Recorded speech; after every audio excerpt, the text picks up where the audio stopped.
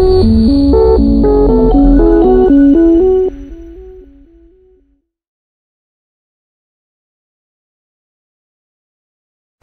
pagi kami ucapkan untuk Anda pendengar yang saat ini masih bersama kami di frekuensi 96 MHz. Dan kali ini kami hadirkan kembali Halo Sulawesi Barat di ruang dengar Anda untuk edisi hari ini 14 Desember 2022.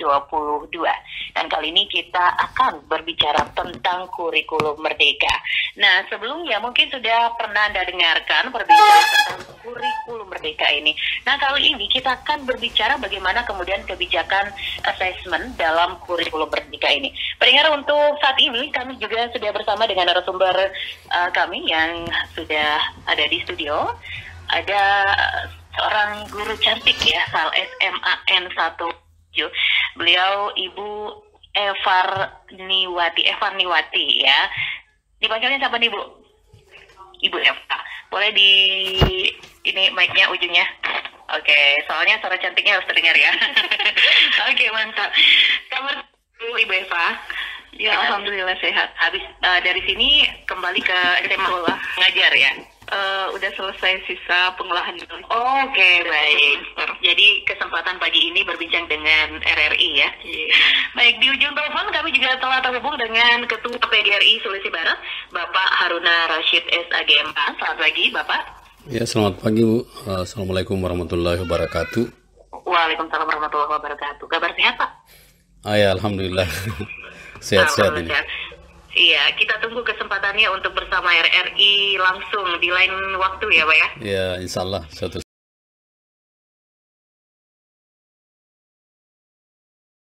kita menerapkan kebijakan penerapan implementasi kurikulum merdeka untuk sekolah-sekolah yang ingin melaksanakan secara mandiri.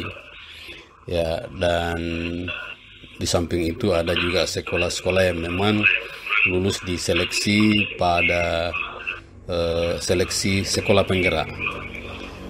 Nah, dalam salah satu dari kebijakan IKM ini adalah perubahan istilah dan tentu perubahan sistem terkait dengan ujian. Ya, biasanya kan kita menyebutnya ujian sekolah ya, atau tes ya.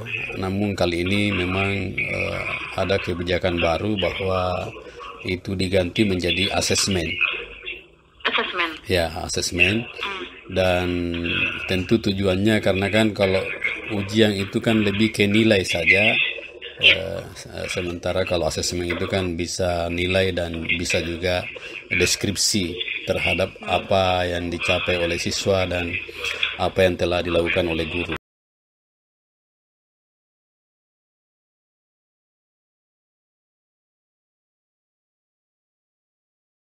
Pak, kok suaranya selalu hilang-hilang nih, Pak? Coba di sebelah sini gitu. Ujung ya. Oke, dari suaranya baik. Ibu Eva, kalau di SMA N1 Mamuju ini sudah diberlangsungkan ya? Belum. Belum. Iya, kalau kami masih murni K13 kurikulum 2013. Kemarin pada saat di awal tahun pembelajaran yang keluar SK dari kementerian itu, sekolah kami belum sebagai pelaksana kurikulum merdeka. Oh, baik. Jadi berdasarkan SK? Iya. Berdasarkan dari Kementerian Pendidikan. Apakah sebelumnya harus mengajukan dulu? Iya, seperti itu. Jadi pihak sekolah dulu yang mengajukan ke kementerian, nanti balasannya dari kementerian dikeluarkan oleh SK itu. Jadi SMN 1 belum ya? Belum. Sampai saat ini masih kurikulum 2013. Tapi untuk kurikulum merdeka sudah dipelajari tentunya oleh SMA, pihak sekolah SMA 1 Mamuju? Untuk sekarang kan kurikulum merdeka itu kita bisa belajar mandiri dari PMM itu, platform Merdeka Mengajar. Jadi untuk mencari informasi tentang Merdeka Belajar kita bisa belajar mandiri di situ. Jadi sudah mempelajari ya bagaimana kurikulum merdeka. Tapi sudah siap belum nih SMA 1 Mamuju? Insya Allah siap. 2023 kan sudah ini. Kalau murid-muridnya sendiri sudah sudah disiapkan untuk menuju ke kurikulum merdeka? Iya, jadi dalam proses pembelajaran yang sekarang ini kita sudah mulai mengadopsi sedikit bagaimana kurikulum merdeka itu. Jadi meskipun masih memakai kurikulum 2013 ya. tapi mencoba bisa dibilang beradaptasi terhadap kurikulum merdeka tadi ya. Iya. Kita mulai beradaptasi. Pak Haruna memang harus ada seleksi gitu ya pada saat ada sekolah yang mengajukan untuk menerapkan kurikulum merdeka. Kalau sekolah penggerak memang diseleksi, tapi kalau untuk sekolah yang ingin menerapkan kurikulum merdeka di sekolahnya itu tergantung dari evaluasi diri sekolah itu sendiri. Jadi setelah sekolah itu mengevaluasi dirinya, lalu kemudian mengajukan ke kementerian dan disetujui, maka ya bisa melaksanakan implementasi kurikulum merdeka di sekolah tersebut. Ya, bahkan kemarin ini memang diperpanjang waktu pendaftarannya kemarin sampai Oktober. Ya. Sampai? Oktober kemarin, Oktober 2020. Oktober kemarin ya. Oh ya, karena sudah dekat juga ya untuk pelaksanaan secara keseluruhan gitu ya Pak Haruna? Iya, tidak lama lagi nih, tinggal 1 semester ke depan ini. Sudah... 1 semester berarti boleh ditambahkan Ibu Eva? Iya. Iya, ini kan kami sudah berada di ujung semester pertama. Ya. Jadi tinggal 1 semester lagi. Kita masuk tahun ajaran baru dan rencananya akan menggunakan kurikulum 2013. Kemarin sempat konfirmasi ke kementerian, boleh nggak kalau di semester 2 kami sudah mengadopsi itu. Ternyata tidak bisa, harus selesai sampai 1 tahun. Nanti di tahun ajaran baru kita melaksanakan kurikulum merdeka. Karena memang juga sudah akan dilaksanakan secara serentak ya Pak Haruna ya? Iya. Insyaallah akan serentak dilaksanakan di 2023. Ibu Eva, kalau melihat bagaimana antusiasme dari anak didik khususnya anak didik Ibu Eva nih mempelajari kurikulum merdeka seperti apa? Apakah memang mereka antusias untuk menyambut kurikulum merdeka yang diterapkan nanti ini?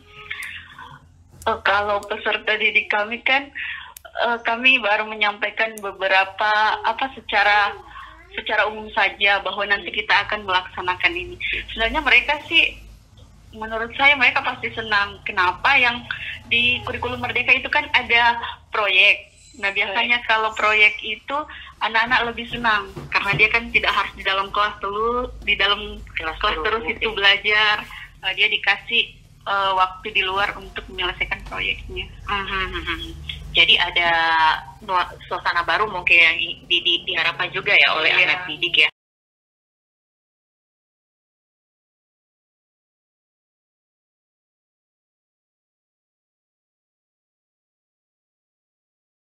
Dalam menerapkan kurikulum merdeka nanti di SMA 1 itu seperti apa? Apakah ada sudah fasilitas yang disediakan atau dipersiapkan? Saya pikir kalau fasilitas itu kan bukan menjadi sebuah tolak ukur untuk pelaksanaan profil penguatan pelajar Pancasila. Contoh kecil saja yang kami lakukan kemarin di sekolah, dan itu salah satu bentuk adaptasi ke kurikulum merdeka. Kemarin setelah dilaksanakan penilaian akhir semester, guru prakarya itu berkolaborasi dengan guru seni yang kemudian melakukan pentas seni yang dirangkaikan dengan pasar rakyat.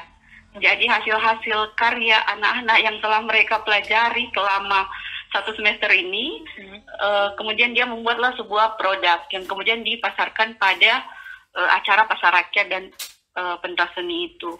Jadi tidak harus bahwa dia sekolah ini harus punya ini baru bisa melakukan ini. Tidak. Jelasnya kalau berdasarkan apa yang sudah diwujudkan kemarin, insya Allah nantinya kalau ada proyek di kurikulum merdeka ini sudah bisa belajar dari proyek yang dilaksanakan kemarin seperti itu ya. Nanti kan dikasih pilihan maunya temanya yang mana, kemudian bisa berkolaborasi, pendampingnya nanti dari guru bisa berkolaborasi dari beberapa guru mapel untuk pendampingan pelaksanaan proyek penguatan pelajar Pancasila. Kalau kemarin ada kolaborasi dengan guru dari sekolah lain atau hanya di belum di lingkup SMA 1 saja. Yang pastinya di SMA 1 sendiri sudah memadai ya untuk guru dari berbagai mata pelajaran seperti itu untuk dapat berkolaborasi gitu ya. Insya Allah.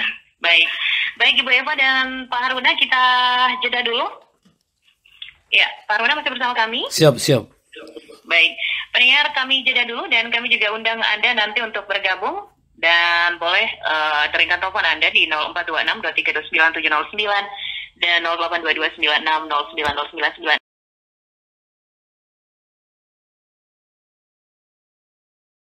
099. Ya. Ujian, ya. Sekarang sudah assessment, bentuknya beda tidak dengan ujian? Ya, kalau ujian kan kemarin lebih ke nilai saja ya, nilai. Sementara kalau asesmen ini kan juga di samping nilai juga ada deskripsi. Jadi ya kemarin ini kan kita itu hanya melaksanakan ujian saja untuk mengetahui bagaimana siswa itu terhadap pengetahuannya ya. Nah, sementara ini asesmen ini di samping untuk siswa juga untuk guru. Jadi asesmen formatif misalnya itu tujuannya untuk guru adalah bagaimana seorang guru benar-benar bisa mengawasi, bisa mengetahui bagaimana proses pembelajaran muridnya, terus kemudian bisa memastikan bagaimana perkembangan siswanya atau anak muridnya, dan bisa mengecek pemahaman murid. Dulu itu kan tidak ada seperti itu. Jadi tidak, ya mungkin ada lah kita laksanakan tapi belum dibahasakan di pada ujian sebelumnya. Nah, misalnya asesmen sumatif itu kan untuk guru itu menjadi tolak ukur apakah murid sudah memenuhi capaian pembelajaran dan sejauh mana mencapai akhir unit pembelajaran, dan bagaimana guru bisa mengetahui untuk meningkatkan pengajarannya dan pembelajaran untuk selanjutnya. Nah, itu jadi tidak lagi fokusnya ke siswa atau peserta didik, tetapi asesmen itu juga tujuannya untuk bagaimana guru memperbaiki diri, memperbaiki metode, dan memperbaiki proses pembelajarannya. Seperti itu. Saya membayangkan ujian, jadi ujian ini saya membayangkan ujian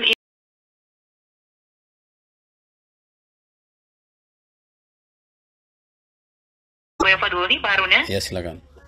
Kalau Ibu Eva kesiapannya nanti juga akan ikut dievaluasi nih di kurikulum Merdeka, seperti kesiapan Ibu Eva. Kalau di asesmen itu kan ini ada dua, asesmen formatif dan sumatif seperti yang disampaikan tadi oleh Bapak. Nah, untuk di asesmen formatif termasuk di dalamnya yang baru bagi kami itu ketika nanti menerapkan kurikulum Merdeka adalah asesmen diagnostik. Jadi sebelum kita mulai pembelajaran kita harus memberikan dulu asesmen diagnostik sejauh mana kemampuan awal peserta didik kita. Jadi ketika misalnya sudah melakukan itu, kita sudah bisa merencanakan, oh nanti saya akan kasih pembelajaran yang modelnya seperti ini, materinya mulai dari sini karena dia sudah mampu di sini. Kemudian untuk selama dalam proses pembelajaran nanti juga akan kita laksanakan asesmen formatif. Jadi pelaksanaannya itu sementara pembelajaran dilaksanakan di sela-sela pembelajaran atau di akhir pembelajaran. Gunanya adalah untuk mengetahui bagaimana ketercapaian pembelajaran yang sedang berlangsung, yang telah kita lakukan. Kemudian itulah nanti hasil asesmennya yang akan menjadi bahan refleksi bagi kita dan juga bagi peserta didik. Sekarang saja kami terkadang ini setelah selesai pembelajaran biasanya kasih pertanyaan ke anak-anak, gimana pembelajarannya hari ini? Senang tidak? Suka tidak kalau model pembelajarannya seperti ini? Mungkin sederhananya seperti itu kalau di kami. Kemudian yang untuk asesmen sumatif itu kan dilakukan setelah selesai satu atau lebih dari satu tujuan pembelajaran. Jadi ketika misalnya selesai, anggaplah kalau yang sekarang kalau pakai tema ya selesai satu tema, kita adakan mungkin kalau dulu namanya ulangan harian, penilaian harian. Betul. Sekarang sudah menjadi asesmen sumatif. Nah, dari hasil asesmen sumatif ini juga nanti akan mengukur sejauh mana keberhasilan peserta capaian pembelajaran kita. Tapi asesmen sumatif tadi itu juga bentuknya soal-soal seperti ya? Banyak macam sih. Tadi Bapak sudah sampaikan itu banyak instrumen yang bisa kita gunakan. Baik. Bisa berupa tes tulis, kemudian lembar observasi, atau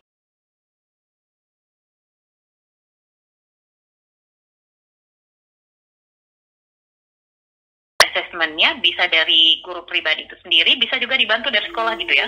Ya, jadi benar-benar jadi tidak ada formulasi baku baik dari kementerian atau dari BGP terkait dengan instrumen itu. Jadi betul-betul guru hanya diberikan saja koridor-koridor atau batasan-batasan yang harus dilihat dalam memilih dan menggunakan instrumen. Itu saja. Jadi memang tidak ada secara formal yang ditentukan. Nah, ketika ada guru yang menemukan yang lebih bagus, lebih baik, maka itu bisa dibagikan ke yang lain, namanya berbagi praktek baik ya di platform Merdeka Mengajar, seperti itu. Baik, kemudian yang dijelaskan dalam kurikulum Merdeka Belajar ini,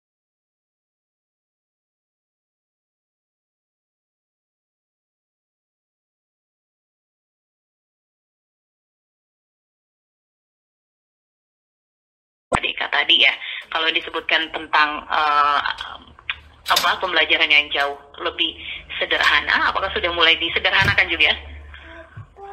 Kalau kami kan kurikulum 2013, kami masih mengacu pada kompetensi dasar yang sudah ditentukan. Oh ya, baik. Yang mana harus kami selesaikan. Tetapi kalau di kurikulum Merdeka saya melihatnya itu dia lebih pada materi yang lebih esensial. Dia fokusnya itu. Jadi kita tidak lagi dituntut untuk mengejar target kurikulum harus selesai sampai sekian, tidak. Tetapi bagaimana materi itu bisa dipahami secara mendalam oleh peserta didik. Tapi karena kurikulum yang dipakai sekarang masih 2013, berarti harus ngejar target gitu ya sekarang? Iya. Oke, baik. Agak susah juga karena beradaptasi, tapi masih harus menyelesaikan PR yang kemarin ya, Ibu Eva ya? Betul. Tapi semangatnya luar biasa loh ini, Ibu Eva dan murid-muridnya, sampai kayaknya PR-nya lebih banyak ya, beradaptasi ke kurikulum yang nanti akan lebih sederhana, tapi malah lebih banyak nih PR-nya.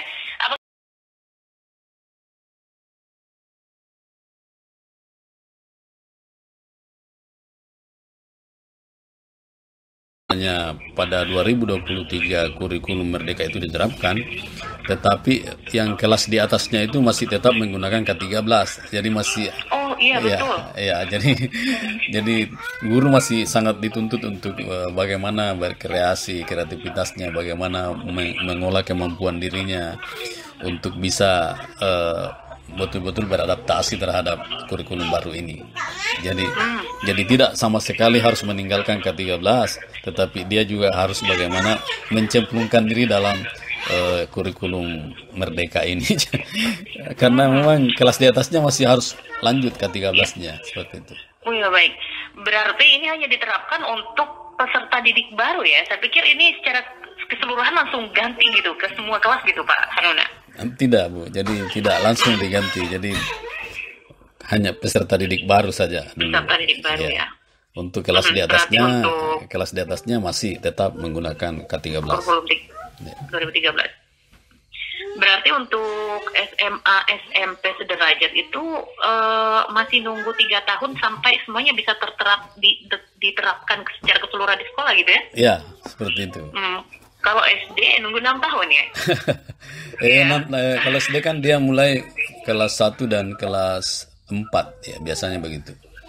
Jadi ya, kalau SD itu kelas 1, kelas 4 yang jadi dia juga 3 tahun sebenarnya. Oh, sama ya. Baik. Saya khawatirnya nunggu 6 tahun juga kalau di SD. Ternyata tidak ya. Diserahkan 3 tahun ya.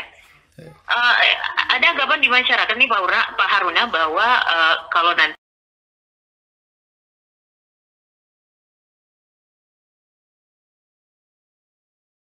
selama ini bagaimana karakter mereka kalau kan nanti ini disesuaikan dengan kurikulum Merdeka ya, ada anak yang mungkin kinestetik dan sebagainya gitu. Kalau Ibu Eva lihat secara umum mereka seperti apa?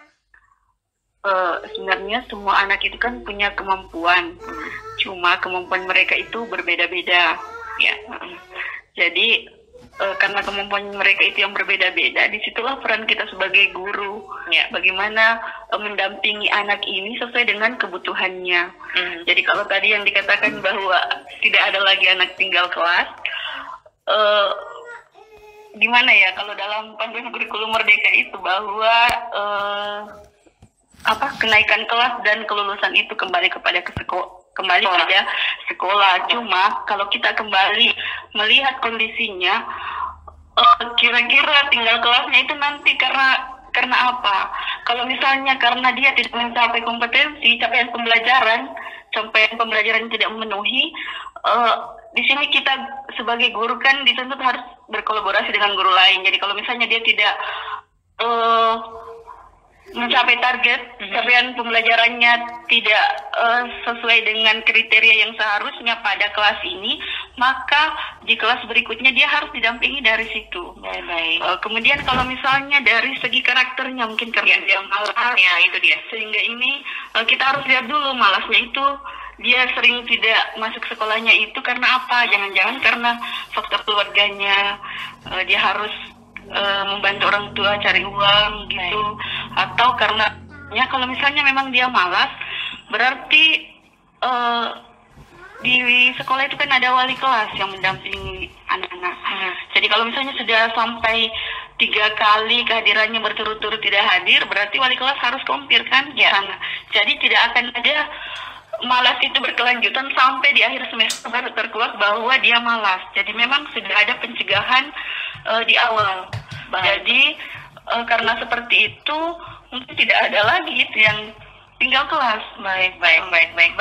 Ada mencoba bergabung, kita menyapa dulu. Halo,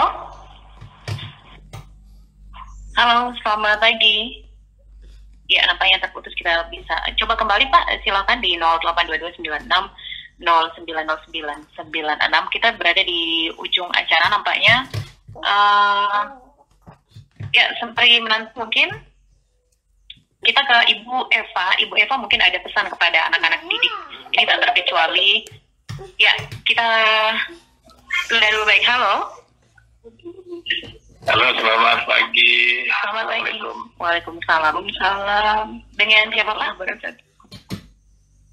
Ya, saya Pak Alif di Maluku ini. Iya, Pak Alif. Ya, Silakan pertanyaannya Pak Alif. kebetulan saya juga punya anak masih di jenjang sekolah dasar ini ya. Saya memperhatikan beberapa tahun terakhir ini anak-anak itu kurang mendapatkan tugas pekerjaan rumah, ya, tugas PR. Nggak sama dengan kita dulu itu sering dibebani dengan PR gitu ya? PR yang baik. Ya. Dan saya melihat aturannya kayaknya rupanya memang ada kebijakan seperti itu ya. Untuk tidak lagi memberikan PR kepada anak-anak siswa gitu ya. Mungkin sedikit penjelasan saja barangkali terkait dengan kebijakan seperti ini. Baik, itu saja Pak Alif. Ya, terima kasih.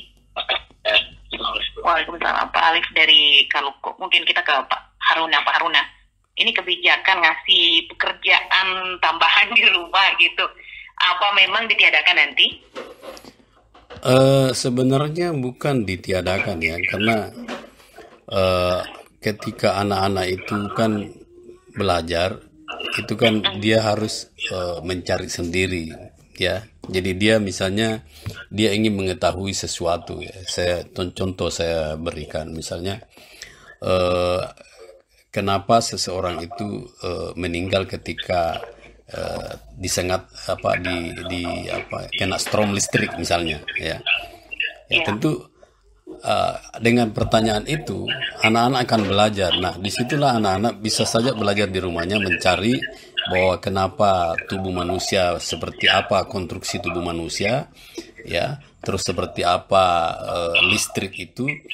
Nah, mungkin pengetahuan awal diberikan oleh gurunya di sekolah, tetapi kalau anak ini keinginan lebih tahunya tinggi, ya, pasti dia mencari, dan tentu akan mencari di rumah karena di rumah waktu lebih banyak, lebih luang, ya. Nah, mencarinya itu ya bisa lewat Google, ya, bisa lewat internet, internet, ya. Jadi tidak lagi kita bayangkan bahwa anak-anak akan dikasih gurunya bahwa ini seperti ini, enggak. Tetapi anak-anak akan diberikan cara bagaimana dia mencari sendiri, sehingga pengetahuan itu tinggal dalam benak anak-anak. Ya, kalau dia berusaha mengetahui sendiri, artinya rasa ingin tahunya tinggi, tentu anak itu akan rasa belajarnya juga akan tinggi. Jadi tidak juga sama sekali tidak ada tugas, ya, itu harus dipahami. Jadi apakah ini maksudnya pekerjaan atau soal tambahan diberikan di sekolah tapi diberikan kelulusan kepada murid, apakah dia akan mencari tahunya nanti atau tidak seperti itu? Ya, jadi sangat tergantung dari rasa ingin tahu murid terhadap ilmu-ilmu tertentu, ya. Baik, berarti Pak Alif harus cek nih nanti Pak Alif, apakah sebenarnya dari gurunya ada soal tambahan untuk dicari tahu ketika ada di rumah atau tidak. Bisa jadi ada tapi mungkin anaknya lupa gitu, atau memang tidak mau, kurang mau gitu ya, kurang mau tahu gitu ya Pak Haruna ya. Berarti memang peran orang tua juga diharapkan tetap ya pada penerapan kurikulum merdeka nanti ini. Oh ya, sangat. Jadi sangat diharapkan peran orang tua, karena ya, kita tahu bersama bahwa sekarang terbuka dan sumber pengetahuan anak-anak tidak lagi melulu buku saja, tetapi juga internet, dan disitulah sangat dibutuhkan pendampingan orang tua. Jadi jangan sampai anak-anak kita di rumah hanya megang handphone hanya untuk main game saja, ya.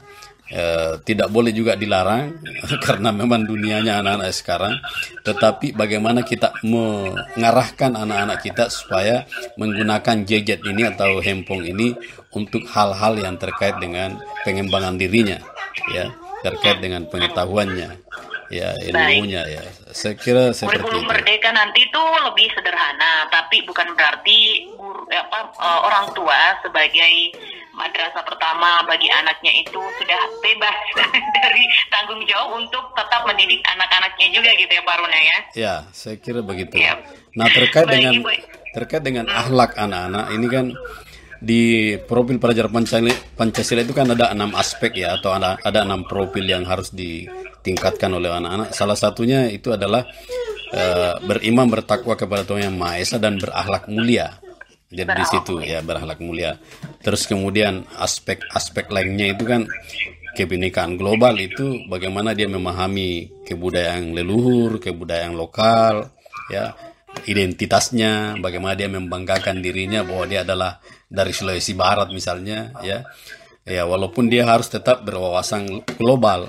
Jadi tidak melulu ego sektoralnya yang ditingkatkan. Kemudian gotong royong, ya. Aspek ketiga itu ada namanya gotong royong, bagaimana anak-anak itu bekerja sama, ya, bahu-membahu antara satu dengan yang lain, ya, untuk berkolaborasi, peduli dan berbagi. Ada juga mandiri, ya, bagaimana juga anak-anak bernalar kritis, dan di samping itu anak-anak diharapkan kreatif, ya. Itu sebenarnya ada dalam profil pelajar Pancasila di 30% nanti proses pembelajaran itu. Demikian Ibu. Baik. Terakhir Ibu Eva, ada mungkin yang mau disampaikan pada murid-murid di seluruh Sulawesi Barat yang mendengarkan kita saat ini untuk menyambut kurikulum merdeka? Jadi untuk seluruh generasi emas Sulawesi Barat khususnya, ini sebuah hadiah dari pemerintah ketika dia meluncurkan kurikulum merdeka. Kenapa? Sebagai generasi emas, di sini kita dilatih untuk persiapan masa depan kalian, masa depannya anak-anak bangsa. Kemudian kita diajarkan, anak-anakku akan diajarkan menjadi pembelajar sepanjang hayat. Mungkin itu yang penting. Karena selama ini anak-anak itu mindsetnya lebih banyak memang cuma kejar nilai, bukan kejar ilmunya. Jadi dengan adanya kurikulum merdeka ini diharapkan bukan itu lagi yang menjadi prioritas, bukan nilai. Ya. Jadi yang prioritas utama adalah ilmunya, baru menyusul kemudian nilainya. Baik. Pak Haruna, tadi sudah disampaikan pesan kepada murid-murid dimanapun berada dari Ibu Eva. Kalau Haruna pesannya kepada guru-guru di Sulawesi Barat itu seperti apa Pak Haruna? Ya, saya kira buat teman-teman guru, mari kita kembangkan diri terus, karena pada intinya ibarat pemain bola ya di luar ada Piala Dunia ini, ibarat bahwa golnya ke gawang ini itu tergantung dari guru ya. Bagaimana anak-anak bisa beradaptasi dengan kurikulum ini sangat ditentukan oleh guru. Sehingga saya berharap kepada semua teman-teman guru belajar mandiri, karena sudah tidak ada lagi pelatihan-pelatihan seperti dulu bahwa guru-guru dipanggil pelatihan di sini, tetapi sudah ada namanya PMM, Platform Merdeka Mengajar. Disitulah guru-guru silakan mengakses itu, belajar mandiri dari situ, dan kemudian kalau ada praktek-praktek baik yang ibu temukan di sekolahnya, silakan bagikan di Platform Merdeka Mengajar sehingga betul-betul lahir sebuah kurikulum merdeka yang cocok sesuai dengan kondisi kita masing-masing. Baik, Pak Haruna, terima kasih telah bersama kami di Halo Sulawesi Barat di pagi hari ini, Pak Haruna. Ya, terima kasih kembali. Ya. Semoga penerapan kurikulum Merdeka Belajar ini nanti akan sesuai dengan harapan kita ya, Pak Haruna ya. Ya. Siap. Iya, baik. Terima kasih Pak Haruna Rashid SAGMH, Ketua PGRI Sulawesi Barat pagi ini telah bersama kami. Terima kasih juga kepada Ibu Eva Niwade SPD dari SMA 1 Mamuju selaku pengajar ya. Terima kasih Bu Eva telah bersama kami pagi ini, dan pendengar juga terima kasih telah bersama kami. Selamat pagi dan